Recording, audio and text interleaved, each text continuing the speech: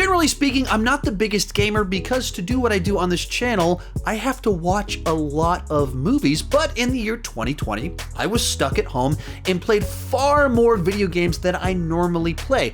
I played through the entire Uncharted series, which I loved, and you can check out my ranking of it right up here once this video is done. And I played through 5 different 2020 video games. I didn't necessarily pick the best video games, but I did play through 5 of them. So today I'm going to stop and rank all 5 2020 video games that I played from the worst to the best.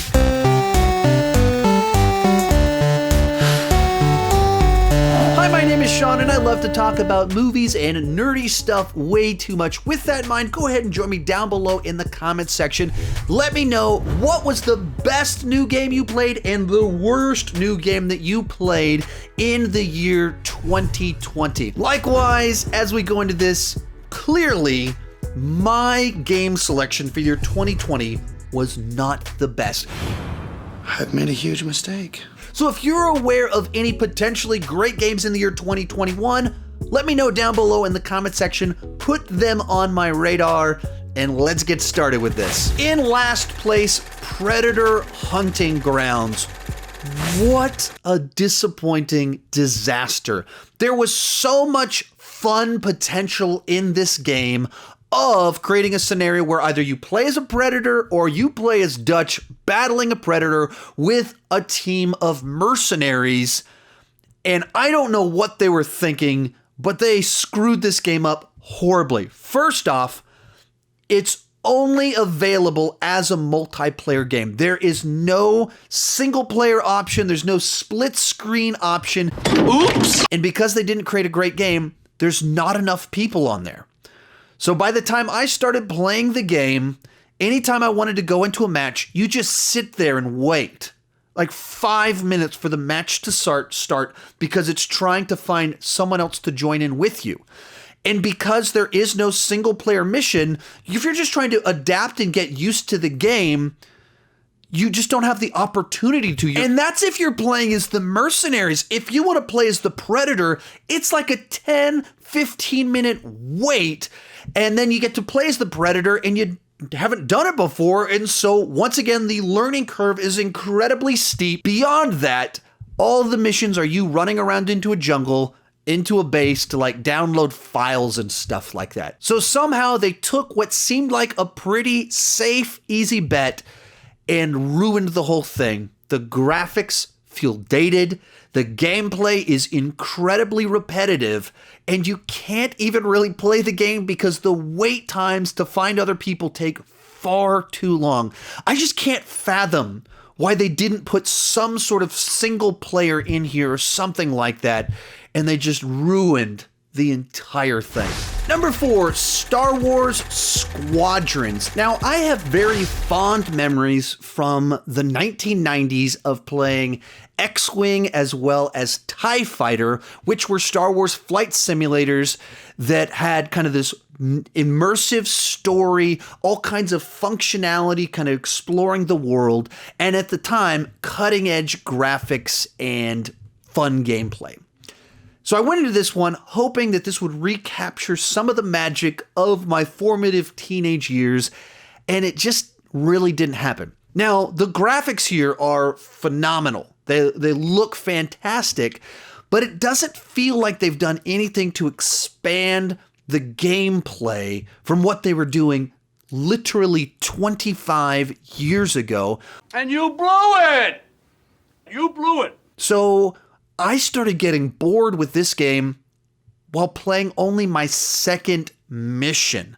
Some of the other problems here is that it seems like they designed it so much to work with VR headsets and stuff like that, that if you're not playing it VR, it just feels so limited in some of the environments. When you're doing the between mission segments, they're designed for you to have a VR headset on so you can look around and see everything. I don't have a VR headset, so it just felt awkward the way it was designed. It didn't feel like I could explore as much as I was hoping to and interact in ways that were engaging. So this is one that I went into it very excited and just got bored with it almost immediately. Didn't care about the characters or anything like that. and kind of just stopped playing it. In third place, G.I. Joe Operation Blackout. So I grew up in the late 80s, early 90s with tons of G.I. Joes and watching the old animated series Yo Joe! So I have a certain fondness and nostalgia for G.I. Joe. And so when I saw this video game was coming out, as the casual video game player, wanted to check it out. And it's okay. It's clearly a very dated video game. It's not remotely state of the art. The cutscenes play out like comic books rather than actual cutscenes. And even in some of the deathmatch and stuff like that, the power levels of characters are way off and unbalanced.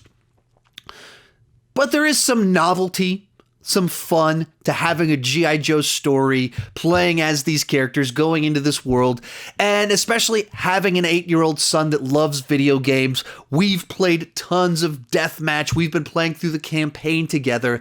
And so it has been fun for me. It's just not particularly a great game by any stretch of the imagination. It's just one that if you like G.I. Joe, here's some G.I. Joe stuff that you can have fun doing. Our runner-up, Marvel's Avengers. So I was so excited to check out this game. Obviously, I'm a big Marvel fan, I'm a big Avengers fan, and I had fun with it.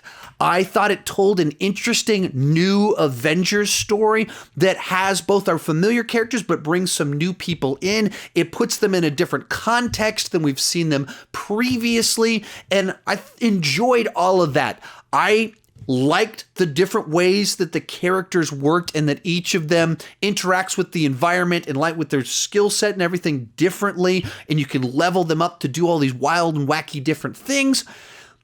But the game level designs themselves got very repetitive. I got a bad feeling about this. And so that was kind of frustrating. And playing through the story feels like you don't get the full Avengers team until you're 80% of the way through the game. And so you play with Miss Marvel an enormous amount of time, and you play with Thor and Captain America for about 5 minutes. Not a great plan. And I thought that was a very bizarre choice with what they did. But in general, I enjoyed my experience when I played through it. Definitely some bugs in there, but I enjoyed it enough. And as soon as I completed it, I didn't go back to it. I didn't feel like leveling up my characters because the continued experience once you finish the story is just more repetitive gameplay. And then like 3 months later, they finally put out the Kate Bishop add-on. So we get a new character to check out. And I played that for about an hour, and it just felt like more of the exact same stuff. And especially because I played that Kate Bishop add-on right after playing what's number 1 on this list, it was so obvious how glitchy, buggy, and problematic this gameplay was compared to the number 1 on this list. But easily coming in at number 1 is Spider-Man Miles Morales, and I played this for the PlayStation 4, not for the PlayStation 5. I haven't been able to pick one of those up yet. And much like the original Spider-Man PlayStation 4, it's just a phenomenal game. You did it! Congratulations! But it feels different in its own thing. I was thinking this is probably, are they just going to put kind of like a different skin on Spider-Man and he'll function essentially the same? No, this story and the gameplay are designed for Miles himself. There's all these different things about how he swings, how he battles, that changes things up.